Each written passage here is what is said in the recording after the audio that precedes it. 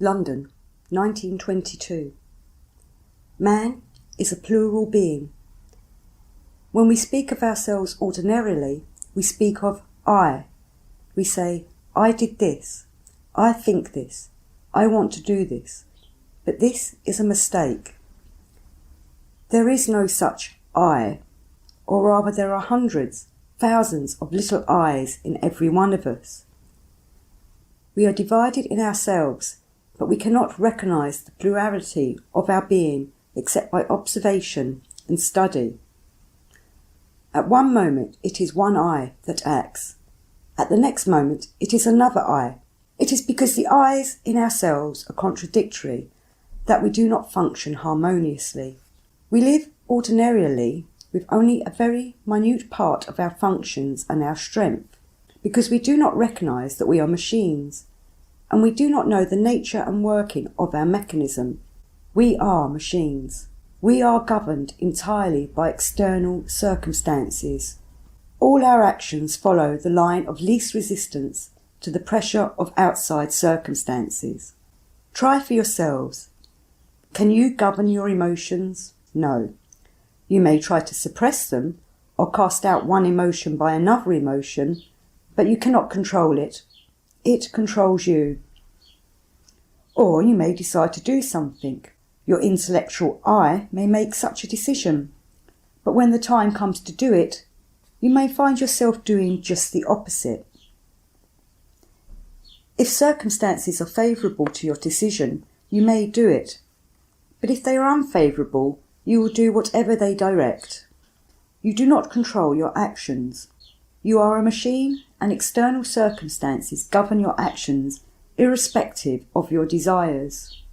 I do not say nobody can control his actions. I say you can't, because you are divided. There are two parts to you, a strong and a weak part. If your strength grows, your weakness will also grow, and will become negative strength unless you learn to stop it. If we learn to control our actions, that will be different. When a certain level of being is reached, we can really control every part of ourself. But as we are now, we cannot even do what we decide to do. Here a theosophist posed a question, claiming that we could change conditions. Answer: conditions never change. They are always the same. There is no change, only modification of circumstances.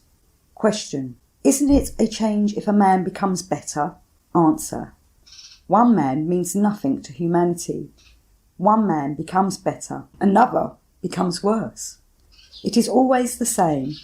Question: but is it not an improvement for a liar to become truthful? Answer: no, it is the same thing. First he tells lies mechanically because he cannot tell the truth.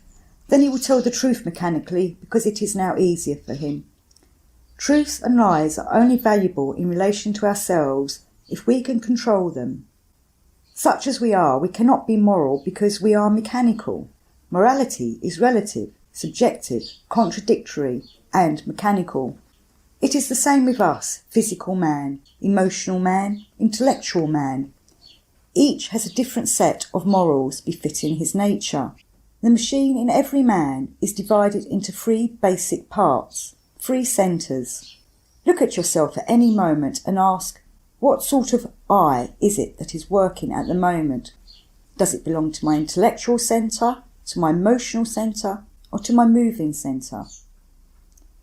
You will probably find that it is quite different from what you imagine, but it will be one of these. Question: is there no absolute code of morality that ought to be binding on all men alike? Answer: yes. When we can use all the forces that control our centres, then we can be moral. But until then, as long as we use only a part of our functions, we cannot be moral. We act mechanically in all that we do, and machines cannot be moral.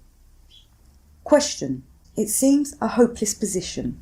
Answer: quite right, it is hopeless. Question: then how can we change ourselves and use all our forces? Answer: that is another matter.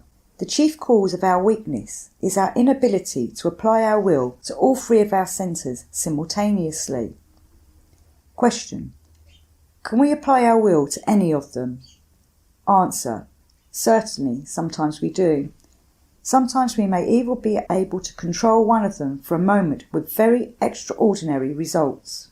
He relates the story of a prisoner throwing a ball of paper with a message to his wife through a high and difficult window. This is his only means to become free. If he fails the first time, he will never have another chance. He succeeds for the moment in having absolute control over his physical centre, so that he is able to accomplish whatever otherwise he never could have done. Question: do you know anybody who has reached this higher plane of being?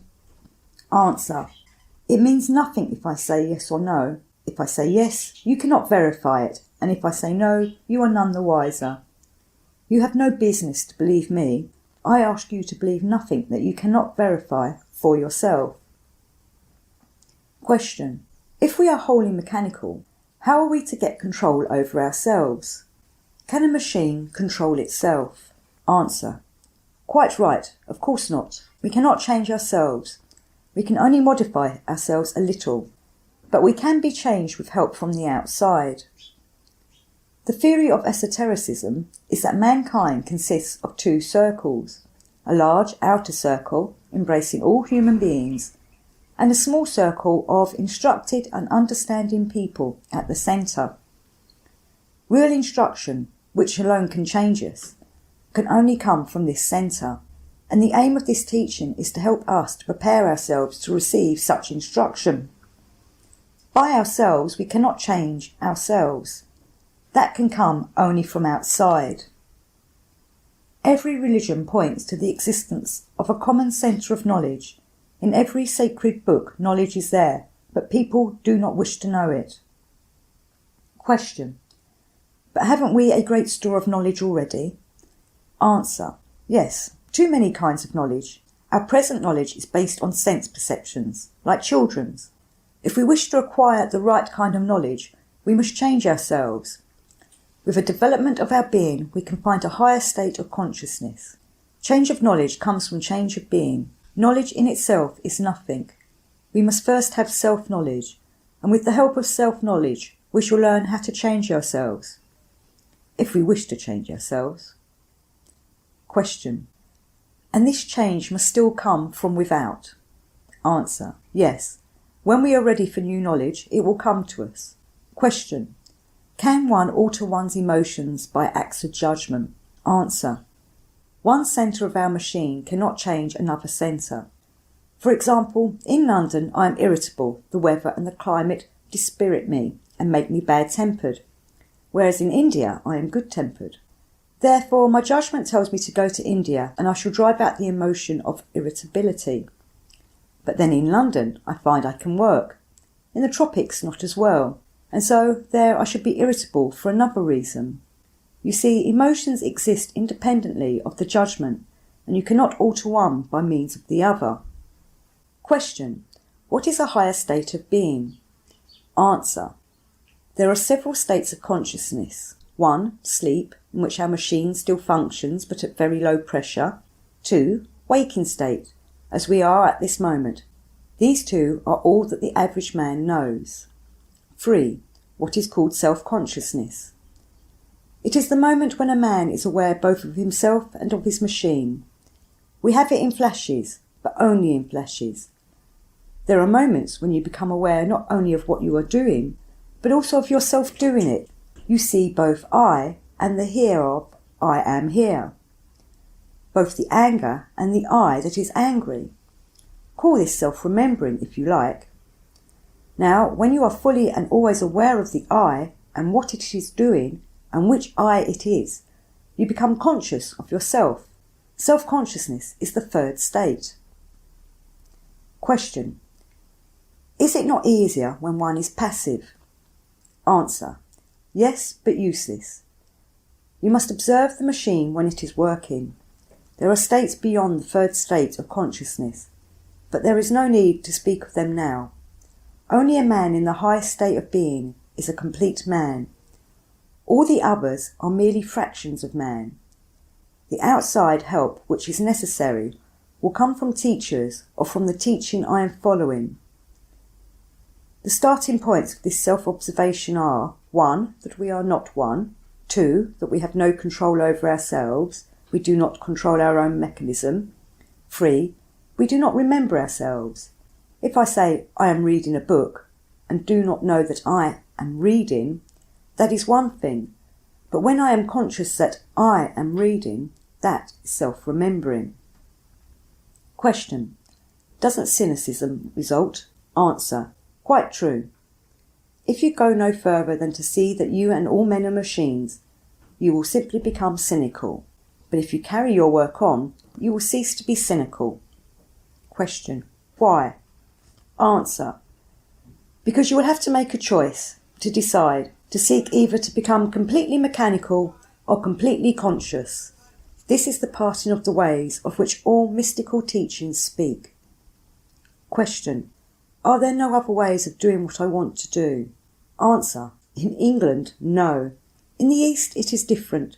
There are different methods for different men, but you must find a teacher. You alone can decide what it is that you wish to do. Search into your heart for what you most desire, and if you are capable of doing it, you will know what to do. Think well about it, and then go forward.